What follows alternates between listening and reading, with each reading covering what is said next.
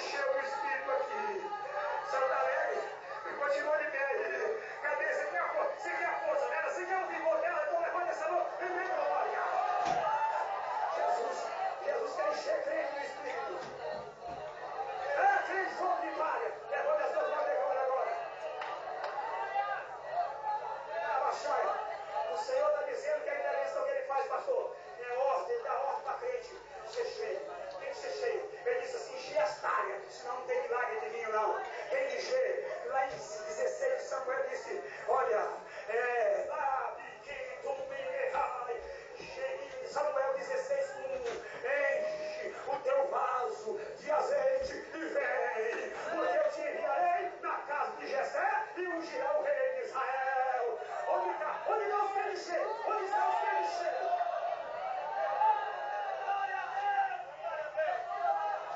O Senhor, Deus está me mostrando aqui crentes, vamos ficar de pé, toda a igreja de pé. Tem crente desviado, Deus está falando crente afastado. Sai do seu lugar, vem aqui agora, crente afastado. Você já é crente, conhece Jesus, conhece a Bíblia, sabe, é até batizado, mas está afastado. Vem aqui agora. Vem aqui agora, porque Deus vai te encher do Espírito Santo. Não se acanhe. Tem irmãs, tem moça, tem jovens, não se vergonhe. Corre aqui agora. Eu dou 1 minuto para você. 1 minuto para você vir aqui agora. Eu vou pôr a minha mão na tua cabeça. Venha, meu filho. Deus vai te encher hoje. Vai encher você. Vem aqui agora. Você pode vir. Fecha os olhos agora. Deus me mostra crente fraco aqui. Crente desanimado, crente encher o Espírito Santo. Vem aqui agora. Deus quer encher você.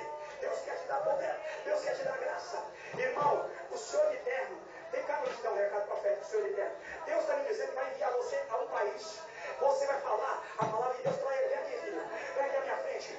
Deus tem um compromisso com o Senhor. O Senhor foi envergonhado em várias áreas, mas o Senhor te levanta este ano de honra, com honra. A igreja dê glória ao nome de Jesus Cristo, nosso Deus.